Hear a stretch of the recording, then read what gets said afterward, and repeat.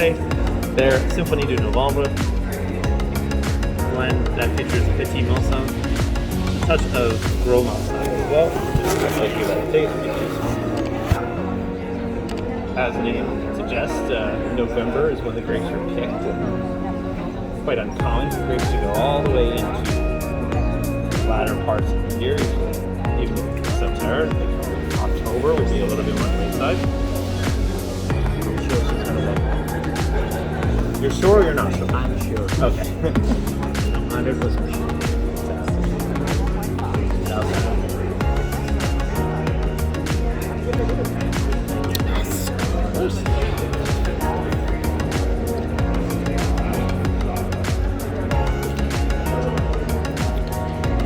Thank you. The first wine pairing. The Monte is a wine made in the Burgundy region, just a hair to the south of Champagne, bordering the Champagne region is downtown. Who's in the town of Lorem, making wine pretty much the same way his father did when he grew up in Champagne. His father and grandfather both great growers.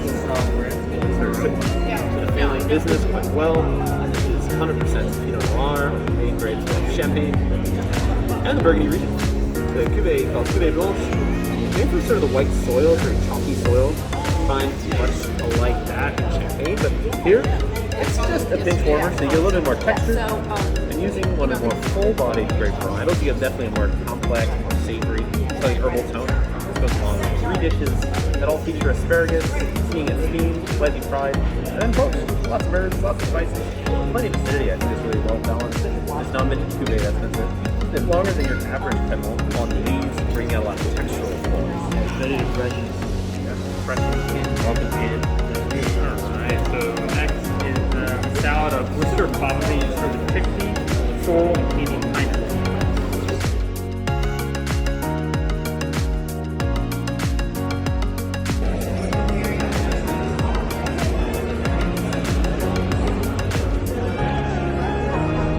Off the spring menu, this is green asparagus in different preparations.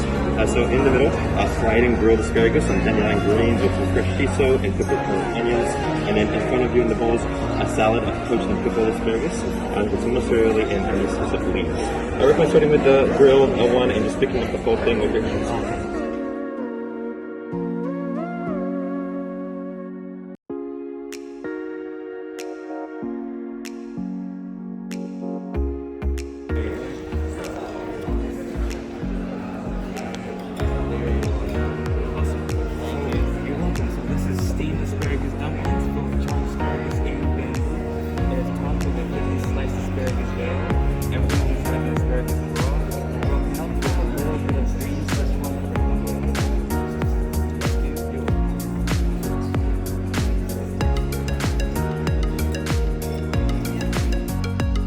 From the white grape here, Monte from the red grape, Monte, adding a bit of savory spice, a little bit of salt and pepper there. Goes to the dish. You see how the combo is quite unique. A bit vegetable, a bit more green and herbal. Radish tostada with a kernel of horseradish, lots of zesty flavor, definitely a little bit more on the vegetable side. Perfect for this, just lightly effervescent style of rosé.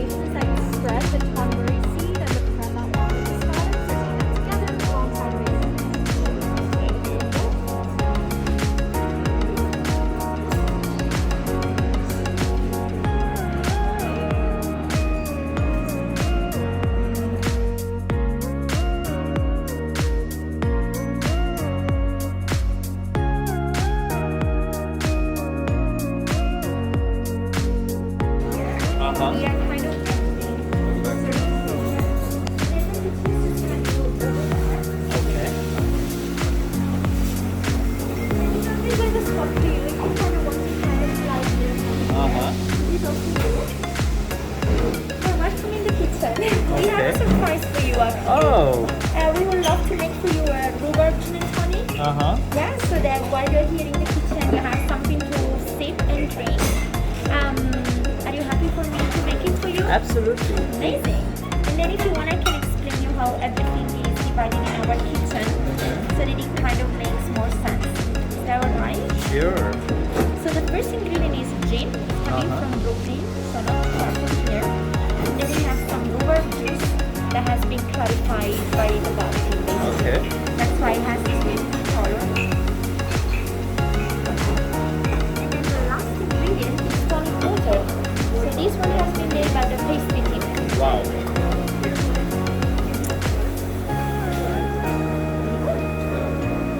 This is for you. Thank you so much. Of course, my Appreciate pleasure. that.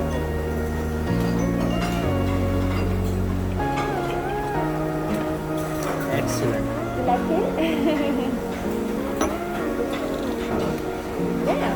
Yeah, you can. I mean, you can taste that freshness in there, and you can get a taste of gin. Yes, so while you're here, I can just tell you how everything is divided. So starting from the right-hand side over here, this is the gourmet section. Okay. So everything that is called on the menu is produced over here. So some of the dishes that you already had, like the tamburi with the tostada, the asparagus at the beginning, and a couple of others are gonna come from here. And then the other half of the menu is produced on the opposite side, on the hot part of the kitchen right over there. That's where you see all of the stoves, the steam. So they're in charge of the other half of the menu. And then just in front of you over there, between my colleagues and the fridge, is pastry. So now pastry is quiet because of course most of the people are still having like Yeah, first, second, third, and all. but they're also producing the bread. They're gonna have very soon. you know? Okay, yes. Yeah. The bread is gonna be amazing. So that was, I have one other question. What is the logic behind having a bread as later, not like other restaurants serving that as a first course? Oh, that's a super interesting question. It's just because like You have fun? Oh yeah, it was amazing. This is A1 Austria traditional blend. They call field blend a mixture of sauce and local dialects of Austrian. This is Ingrid Roy's winemaker. Much like the first winemaker, doing what her grandparents did. And that's her vine, a vineyard planted by Ingrid's grandmother, working with 17 grapes that all make up one blend. Most of Austria's famous white grapes are found in the Burgundy, Riesling, and Pinot Blanc, aka Vice Burgunder, 2018 vintage.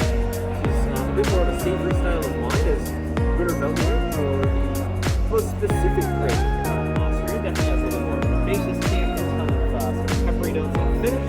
With Riesling's natural acidity, it's a very dry character Riesling is Austria is known for. So that's going to add sort of nice sort of, I think, acidity, but also some citrus and tropical fruit. This goes along with existing Almond salad, partnered with storm and a pine nut miso.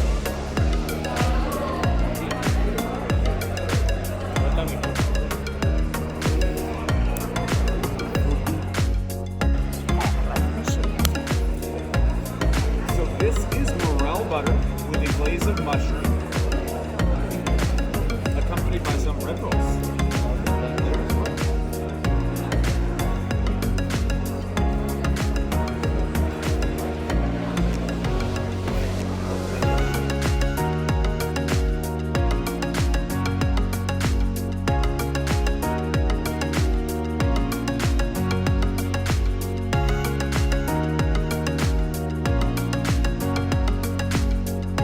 Of France.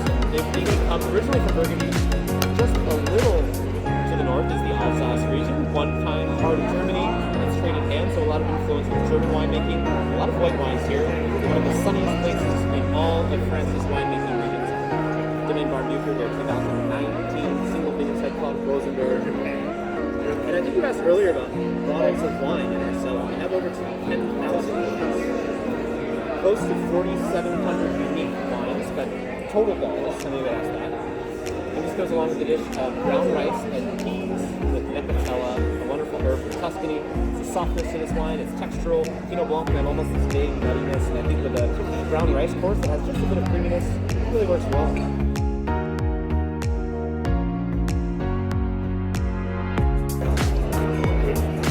So beneath these lids, whenever you're ready, you'll find both English and snap peas that are glazed, and they're paired with brown rice and Necutella. Can I offer another glass here? I'm good, thank you.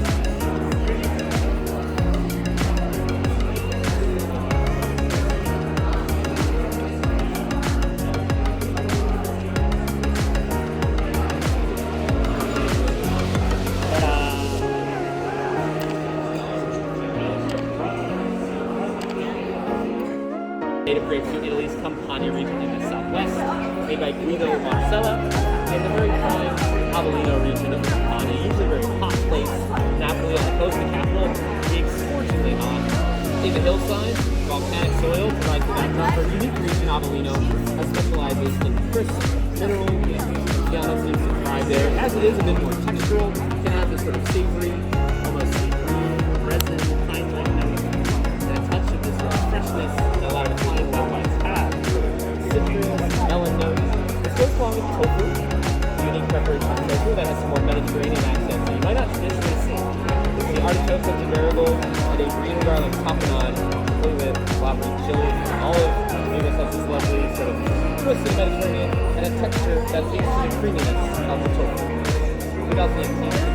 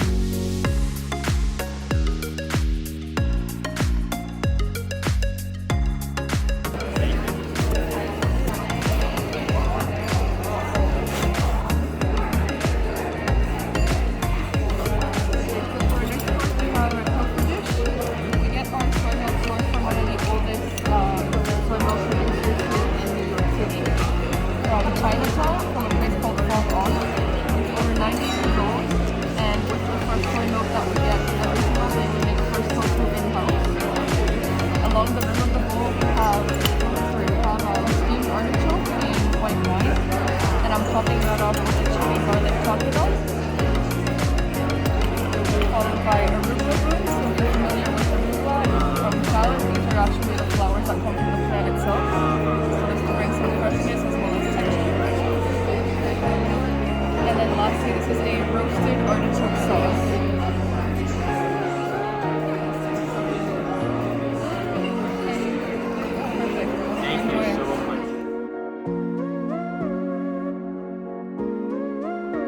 Started by Tex Mole, and is really sort of a focus in there to work with grapes that aren't as traditional in the northwest of California and Sonoma County in particular. Here he's growing Gamay. Gamay, a style of grape that has a lot of the similar styles of Pinot Noir, and therefore makes a lot of sense in Sonoma County, but tends to be a little less tannic, more bright, more floral, and even a little bit of spice and earth note to it. It's 2020, a cuvee called Alte Monte, roughly translating to the tall or high mountains. Where past sources of Gamay, definitely a more red-fruited, lots of touches of floral stem and pepper. With addition of mushrooms that are finished with a pepper-based reduction of mushroom, I think this makes a lot of sense. It shows the ability of California wines to have a bit more of an earth floral style, and when they're made in sort of this more boutique style, you get the transparency, the lift, and the energy. How are you both? 10. Some pickled onion, wilted spinach on top, garnished with onion blooms, and finished with spiced morel juice.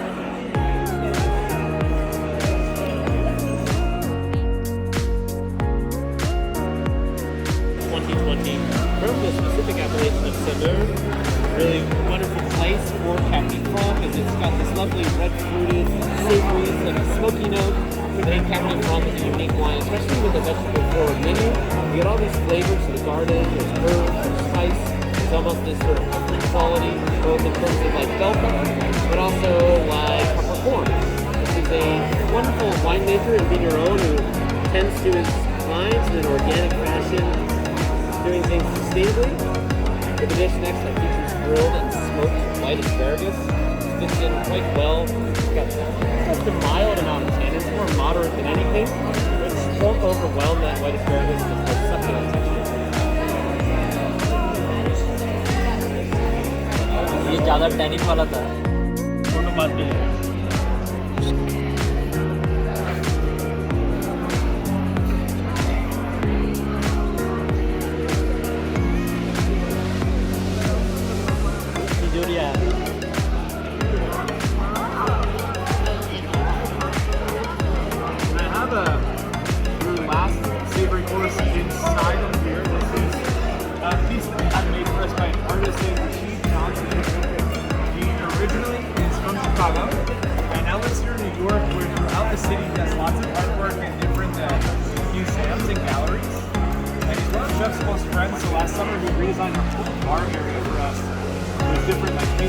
sculptures. We even recreated the ceiling and the large mosaic piece that's across from the bar. But now the last few seasons, he's loved to make stuff for us like this that get to play a bit of a role here at the table and be kind of integrated into the menu. So inside is white asparagus, and right now it's just being grilled and smoked. This is something that for this time of year we love. It has such a short season, only a few months where it really gets to be harvested. And we layer it over peach potatoes, and it's just getting a little dusting of ginger powder right now. It smells more like a food. Yeah, definitely. We use a few things underneath. There's like some cherry wood, as well as some dried asparagus, some lemon, thyme, all that to really sort of like enhance some of the flavors of the vegetable itself.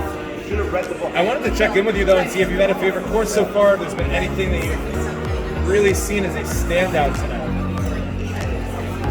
The last dish was very good. I mean, we thought it's more like a coconut ginger something, but then he said it's one of the bloom from the spring onions. Yeah, definitely has like a super sort of rich taste to it. That flower has a very strong taste of coconut and like garlic, onion. Yeah, those onion blossoms on top definitely lend themselves a lot to those mushrooms. On top of this asparagus, adding a few things as well. So the first thing were green almonds, which are just almonds harvested a little early before they have time to fully ripen. So they're really soft in texture, and we preserve them in a pickling liquid so they can lend a nice bright acidity to the whole thing. And then I also added some Elysian flowers, which will help temper some of that brightness with a good floral character. I have one more sauce as soon as these plates are on the table in front of you.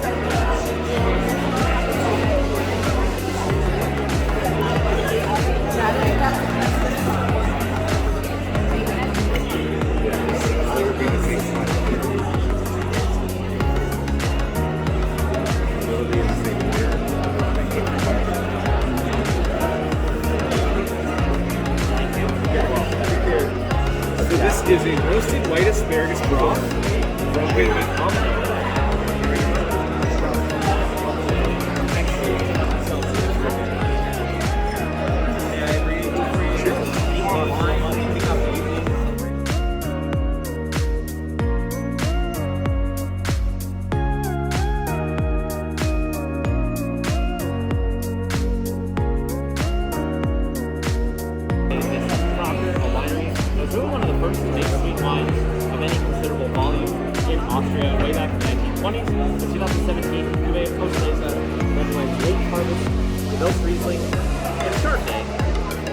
Traditionally a food wine grape, but they make really interesting styles. Picked late into October. A lot of that botrytis character, this wonderful fungus that's very helpful making wines taste complex. Honey, dried fruit notes. Great job playing off the floral notes on dessert. Thank you.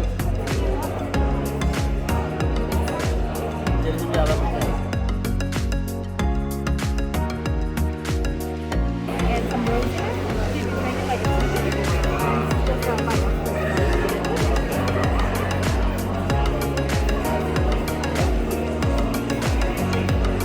Cherry से soup बनाया है, बोला you can drink like a tea.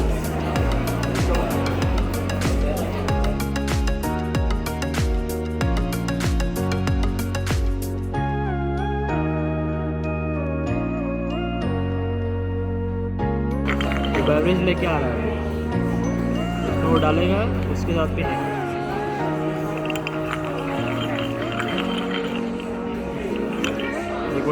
One does contain alcohol. That is okay? Yes. Alright, this is a house-made vermouth by our wonderful bar team with spring floral notes of elderflower and jasmine. it starts as a base of wine, like all vermouths. It's slightly fortified with a brandy, and then aromatized with different roots, herbs, spices. You can help yourselves to this. Different things like Northern Italian or Southeastern French expression. Also really nice, mildly bitter digestif. I will leave. If there's anything else you'd like, please let me know. Thank you. The full bill. Alright guys, so we just came from 11 Madisson Park, which is one of the 3 Michelin star restaurant, and that restaurant has been voted as the #1 restaurant in the entire world. So we just finished with the 9-course vegan menu with the 9 different wine pairings. As you will see that in the video, what all wines we had and what all food we had. You will see the pictures, and also you will see the gift which they give it to, I would say, every guest. But what was special about us tonight was the kitchen tour. They actually let us see the kitchen, how it works, and you will see that also in that video. And they gave me a special gin and tonic, which is the tonic has been made in the kitchen itself by the chef, so you will get a lot of freshness in there, and then it's made with the freshly juice.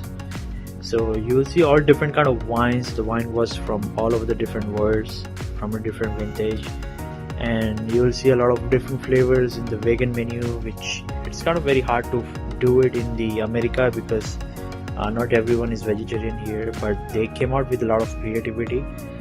And when you say a 3 Michelin star restaurant, it means it's really challenging to get 3 Michelin star. Not every restaurant gets that 3 Michelin star. When you say 3 Michelin star, it means everything was cooked to perfection. It means there is nothing they can find a mistake about it, and we can see that. You will see a waiter is been ironing each and every table to make sure there is not a single crease on the tablecloth. So he's making sure everything is perfect. They treat each and every guest the same way they treat everyone. Doesn't matter who's a VIP, who's a special and all. Everyone gets the food served in the same way, in the same glass.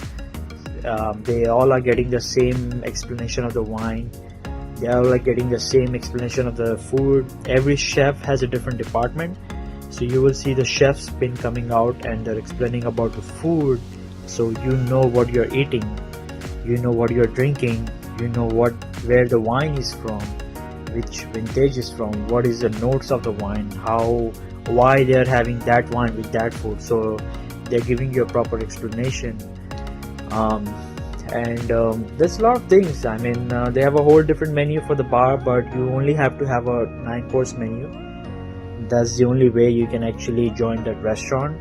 You can skip the wine pairing if you like to, but I prefer to have a wine pairing so that I would know the best food and wine comparison, how it tastes when you go for a certain wine.